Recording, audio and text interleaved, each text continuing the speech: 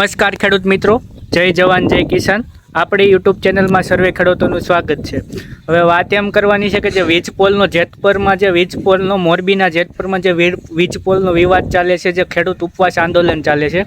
આ તો ટાવર છે, મોબાઈલનો ટાવર છે, પણ આવી રીતે જે થાંભલા નાખવામાં આવે છે આનાથી વિશાળ હોય છે, 3-4 ગણા કદમાં હોય છે. હવે એનું આજે ગુજરાત સરકાર દ્વારા અત્યારે એક નિર્ણય આવેલો છે. જે 2 દિવસ પહેલાં જે મિટિંગ થઈ હતી એનો અત્યારે એક નિર્ણય આવેલો છે, જેમાં જમીનની કિંમત છે એ જંત્રી છે એ કિંમત નહીં એ કિંમતથી નહીં નક્કી કરવામાં આવે. જે હાલની કિંમત છે એ નક્કી કરવામાં આવશે અને એની એક આખી કમિટી, માર્કેટ કમિટી આખી એક યોજવામાં આવશે. એના દ્વારા જે જમીનનો ચાલી રહેલો ભાવ હોય છે એ પ્રમાણે એમાં થતું હોય છે, એ પ્રમાણેનો ભાવ નક્કી કરવામાં આવશે. ત્યારબાદ એ વાત કરીએ તો એમાં એ ખેડૂતને 1 અઠવાડિયા પહેલાં વળતર ચૂકવવામાં આવશે.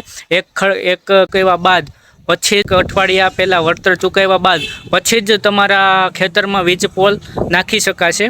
ત્યારબાદ હજી એક એમાં મુદ્દો એ છે કે એનાથી બમણું વળતર આપશે ખેડૂતને. જે જમીન ભાવ હાલતો હોય છે એનાથી બમણું વળતર આપી વીજ પોલ કંપની, કે જે કોઈ પ્રાઇવેટ કંપની હોય કે સરકારી કંપની, પછી જ ખેડૂતોને ખેતરમાં થાંભલો નખાશે.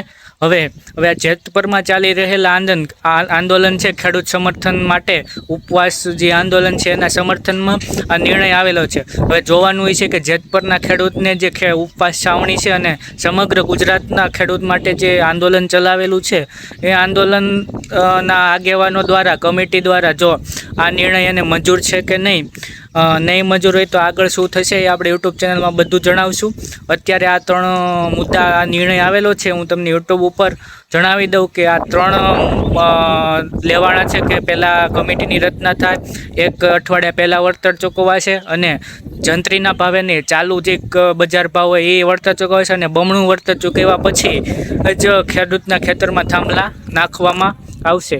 તો આવું નક્કી થયેલું છે કેબિનેટ મિટિંગમાં. હવે જો આ નિર્ણય ખેડૂતનો જે નિર્ણય છે, ખેડૂત આને આવકારે છે કે શું છે એ હવે જોવાનું છે. એ ખેડૂત છાવણી કે આ ગુજરાતના તમામ ખેડૂતોનો આગેવાનો એ નક્કી કરશે.